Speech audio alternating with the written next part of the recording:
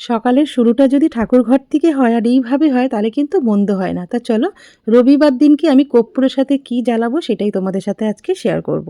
তা দেখো, প্রত্যেক দিন ধুনোতে কিন্তু কিছু না কিছু দিতে হয় বার অনুযায়ী।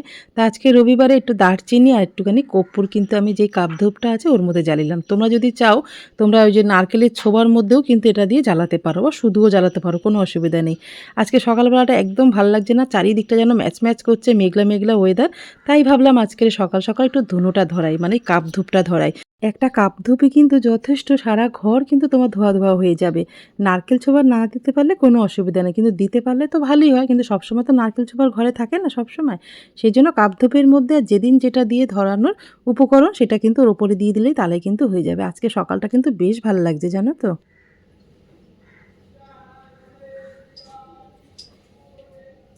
Hello everyone, good morning. তোমরা সবাই কেমন আছো? আশা করি খুব ভালো আছো, সুস্থ আছো। আমরাও ভালো আছি। দেবনাথ ফ্যামিলিতে তোমাদের আরেকবার স্বাগত। আজকে হচ্ছে রবিবার আর ঘড়ি কাটাতে বাজে এখন সকাল 8টা। তো এখন থেকেই ব্লগটা শুরু করলাম তোমাদের সাথে নিয়ে, সঙ্গে নিয়ে। আর আজকে দেখো, আজকে হচ্ছে রবিবার, তাই জন্য কিন্তু সকালবেলা আজকে কিন্তু কর্পূর আর দারচিনি কিন্তু একসাথে জ্বালিয়ে দিলাম। যে কাপ ধূপটা নিয়ে এসেছি সেটার সাথেই একবারেই জ্বালিয়ে দিলাম। এটা তোমরা ছোবা দেওয়ার সময়ও দিতে পারো, সন্ধেবেলা সেটাতেও হবে। কিন্তু সকালবেলা স্নান টান করে উঠেছি না, মানে ভালো লাগে না, আমার শরীরটা একদম ম্যাচ ম্যাচ করছে। তাই জন্য একটু কর্পূর আর দারচিনিটা ধরে দিলাম। এমনিতেই কর্পূরের ধোয়ায় না এমনি শরীর মন সবই কিন্তু একদম পজিটিভ হয়ে যায়। তা চলো, রবিবার সকালে ব্রেকফাস্ট বানাতে হবে, পুজো দেওয়া তো হয়ে গেছে। টেবিলটা একটু পরিষ্কার করবো, জানো তো। এখান থেকে আমার যেতে ইচ্ছা করছে না, এত ভালো লাগছে না, গন্ধটা কি বলবো তোমাদের। একটু গাছগুলো জল দিয়ে দিই, স্নান করে উঠে তারপরেই তো জল দিই, ওই জন্য একটু বেলা হয়ে যায়, জানো তো।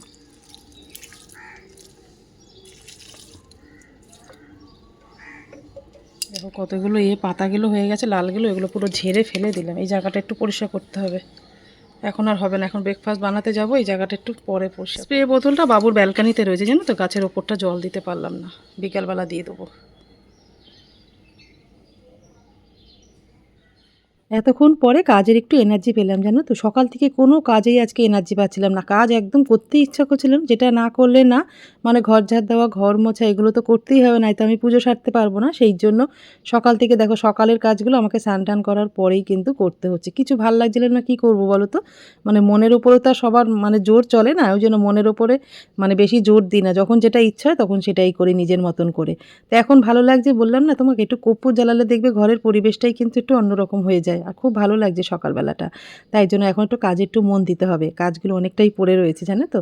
তা দেখো টেবিলটা ভালো করে, ডাইনিং টেবিলটা একটু ভালো করে উপরটা মুছে পরিষ্কার করে একটা টেবিল ক্লথ পেতে দিলাম। এবার সেদিনকে যে স্মার্ট বাজার থেকে জলের বোতলগুলো নিয়েছিলাম সেগুলো তো ব্যবহারই করা হয়নি, তাই ভাবলাম জল রাখার যেই পাত্রটা সেটাও ভালো করে মেজে পরিষ্কার করে নিয়ে, আর যেই জলের বোতলগুলো নিয়েছি সেগুলো ভালো করে ধুয়ে নিয়ে তারপরে জল এক এক করে ওর মধ্যে ভরে রেখে দেবো সুন্দর করে গুছিয়ে। তোমাদেরকে তো বললাম যে সকালের শুরুটা যদি এইভাবে হয় তাহলে কিন্তু মন্দ হয় না। সকালের শুরুটা নিজের হাতেই কিন্তু সুন্দর করে তোলার চেষ্টা করলাম, কিন্তু আবার নিজের অজান্তেই নিজেই কিন্তু এত বড় একটা ভুল করে বসে আছি, জানো তো। মানে কি যে বলবো নিজেকে, এসব তো বলার মতন কোনো ভাষা নেই আমার। সংসারে সব কিছু কিন্তু নিয়ম করে করার চেষ্টা করি, আবার নিজেই কিন্তু ভুল করে ফেলি, জানো তো। তোমাদেরকে বলি আমি কত বড় ভুল করছি, তোমরা জানো এরকম ভুল কখনো করো না, সেই জন্যই কিন্তু তোমাদের সাথে এটা শেয়ার করা। তোমরা তো জানো এটা রবির বছর, তো রবির বছর রবিবার দিনকে কিন্তু কোনো কালো পোশাক পরতে নেই। যে কোনো কালো পোশাক কিন্তু তোমরা রবিবার দিনকে অন্তত পরো না।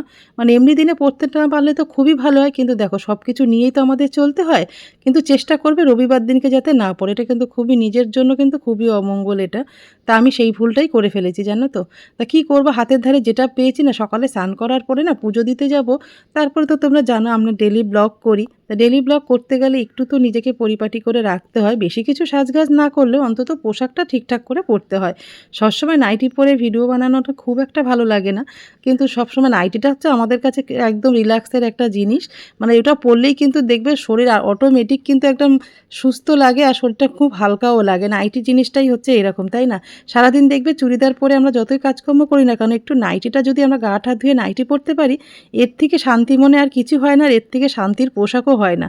কিন্তু সবসময় তো সব কিছু চলে না, ওই জন্য হাতের ধারে যেটা পেয়েছি সেটাই পরে নিয়েছি। কিন্তু আজকে যে রবিবার কালো জিনিসটা পরতে নেই, সেটা কিন্তু আমি জানতে পেরেছি। আমার ফেসবুকে এক ফ্রেন্ড আমাকে কিন্তু জানিয়েছে যে দিদিভাই তুমি ওটা পরো না, ওটা পরলে কিন্তু আজকে রবির বছর, তুমি তো জানো তোমারই অমঙ্গল হবে। এই যে রবিবারে ছেলে চাটা করলো, 9টা 20 হয়ে গেছে, আমরা এখন সবে চা নিয়ে বসেছি।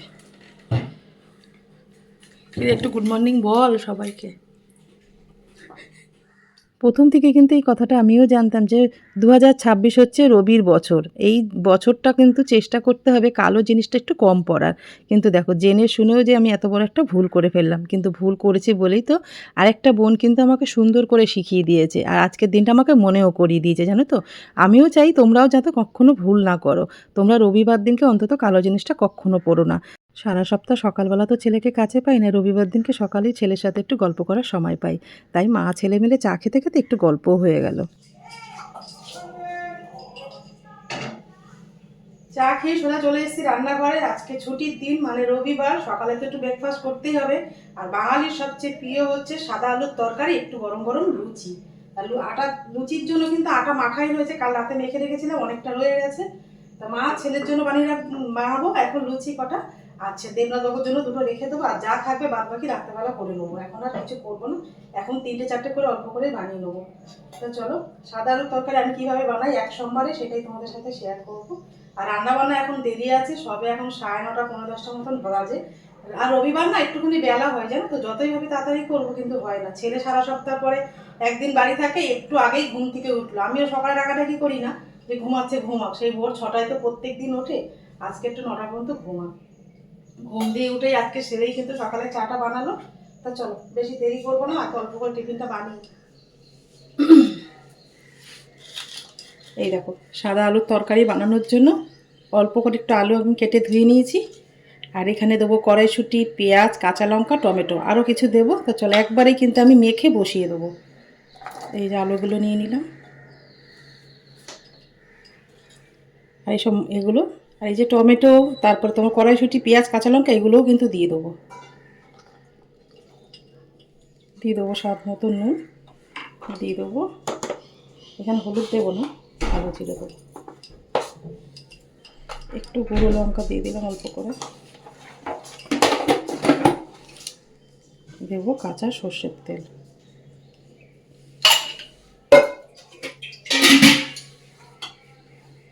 এইবার দেবো জল।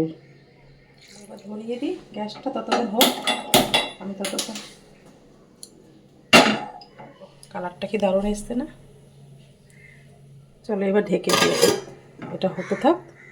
এই রবিবারের ব্লগটা তোমাদের সাথে শেয়ার করতে একটু দেরি হয়ে গেল, মানে একটু ইন্টারনেটের সমস্যা রয়েছে। তো তোমরা তো জানো বড় ভিডিও আপলোড করতে গেলে প্রচুর পরিমাণে নেট দরকার। তা আমার ওয়াইফাইটা একটু ডিস্টার্ব করছিল, সেই জন্য বড় কোনো রকম ব্লগ আমি আপলোড করতে পারছিলাম না। মানে ফোনের যা নেট থাকে সেই দিয়ে শর্ট ভিডিওগুলো একটু শেয়ার করছিলাম। তা চলো এই ভিডিওটা কিন্তু তোমাদের সাথে মঙ্গলবারে শেয়ার করছি। তা আশা করছি তোমাদের একটু হলেও ভালো লাগবে।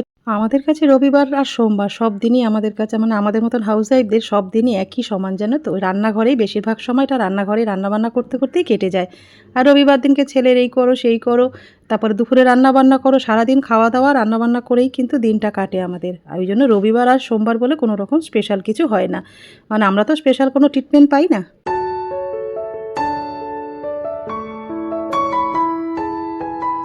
আরাম তো কোনো দিনই হয় না, সকাল থেকে রাত পর্যন্ত রান্নাঘর আর সংসারে কাজ করতে করতে আমাদের দিন কাটে। ওই জন্য স্পেশাল ট্রিটমেন্ট আর স্পেশালভাবে কোনো দিন আমাদের পালন করা হয় না দিনগুলো। তো চলো, সংসার, স্বামী, সন্তান, এদেরকে নিয়েই তো আমাদের থাকতে হবে। আর এইভাবেই কিন্তু আমরা খুব আনন্দের মতনই কাজগুলো করি, আর ভালোও লাগে। তা ছেলে দেখো সকালবেলা ব্রেকফাস্টটা ওকে আগে দিয়ে দিলাম, আলুর তরকারি আর তার সাথে অনেক দিন পরে বলতে পারো আজকে আমরা লুচি বানালাম রবিবার দিনকে। লুচি তো এখন খাওয়াই হয় না, জানো তো? বাবু তো সেরকম করে খায় না, আর দুজনের জন্য বানাবো ওই জন্য আর বানানো হয় না। অনেক দিন পরে আজকে বানিয়েছি। তোমরা রবিবার দিনকে সকালবেলা ব্রেকফাস্টে লুচি খাও না খাও না অবশ্যই কমেন্ট করে কিন্তু জানিও। লুচি ব্রেকফাস্ট করা হয়ে গেছে, তারপর দেখো আমি রান্না করতে চলে এসেছি। বানাবো একটু মাটন। সেদিনকে মাটন রান্না করেছিলাম, কিছুটা মতন রয়ে গেছে, সেটাই আজকে রান্না করবো। ওটা মাখাই রয়েছে, জানো তো? মাটনটা মাখতে হবে না। শুকনো লঙ্কা দিয়ে দিলাম, একটু সাদা জিরে, পেঁয়াজ কুচি,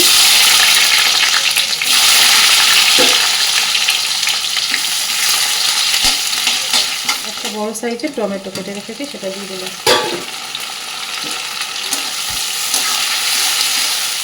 এবার মাটন যেটা মাখা রয়েছে এর মধ্যে আরও কিছুটা মশলা আমি দিয়ে দিয়েছি, ওই আদা রসুন টমেটো বাটা সব কিছু ছিল। একবারে পেঁয়াজের সাথে মাটনটাও কিন্তু কষা হয়ে যাবে। এর মধ্যে আলু দিচ্ছি না আজকে, আলু ছাড়াই আসতে রান্না।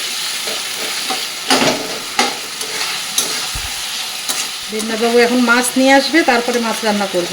আজকের নিতাইদা নেই, ওই জন্য মাছটা পাঠাতে পারিনি। যা আছে তাই রান্নাটা করে নিই। গোটা কাঁচা লঙ্কা, হাত মতন একটু অল্প একটু লবণ দিয়ে দিলাম, এবার ঢাকা দিয়ে কষাতে দেবো।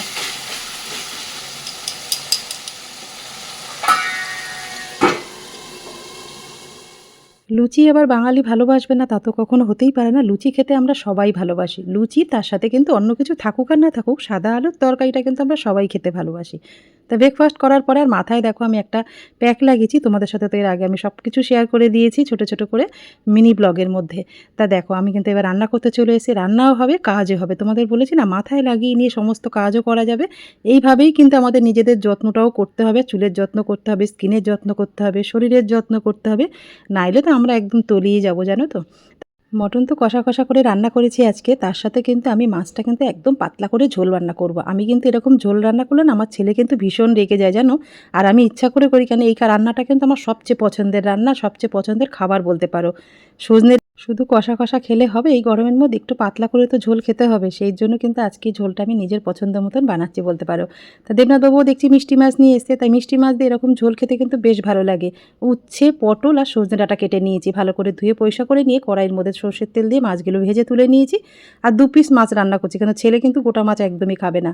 আর একটা কাঁচকলাও দিয়েছি, জানো তো, কাঁচকলাটা ছিল, সেটা কিন্তু আমি নষ্ট হয়ে যাচ্ছিলো, নরম হয়ে গেছে, সেটাও দিয়ে দিয়েছি। কড়াইয়ের মধ্যে মাছ ভাজা তেল ছিল, আমি বেশি কিন্তু তেল দিইনি আরও। তার মধ্যে আগে আদা কাঁচা লঙ্কা ফোড়ন দেওয়ার পরে তারপরে কালো জিরে রাঁধুনি একটু ফোড়ন দিয়ে দিয়েছি, ব্যাস। তারপরে সবজিগুলো দিয়ে একটু হলুদ নুন দিয়ে নাড়াচাড়া করে পরিমাণ মতন জল দিয়ে মাছগুলো ছেড়ে দিয়েছি, তাহলেই রেডি।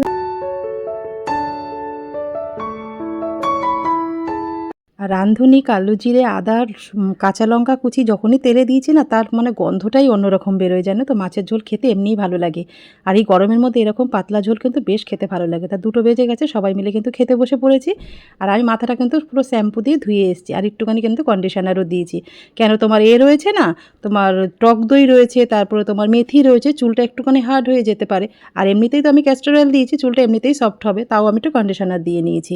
তা দেখো এই ঝোলটা দেখলেই না আমার মুখে একটা আলাদাই হাসি, যেটা মাছ মাংস হলে কিন্তু আমার এতটা হাসি বেরোয় না। হ্যাঁ, খাই অবশ্যই, খেতে ভালোবাসি, কিন্তু তেতো দিয়ে যে কোনো মাছের ঝোল খেতে কিন্তু আমার বেশ ভালো লাগে। আর অল্প করে মাটন আছে বলে আমরা কিন্তু সবাই নিয়েই খাওয়া দাওয়া করছি। তা ছেলেও কিন্তু মাটনটা খুব ভালো খেয়েছে, আর মাছের ঝোলটাও কিন্তু জোর করে খাইয়েছি, জানো তো। আমি কিন্তু জোর করে আমার ছেলেকে এখনও খাওয়াতে হয়, অত বড় ছেলে কিন্তু তেতো খেতে একদমই চায় না।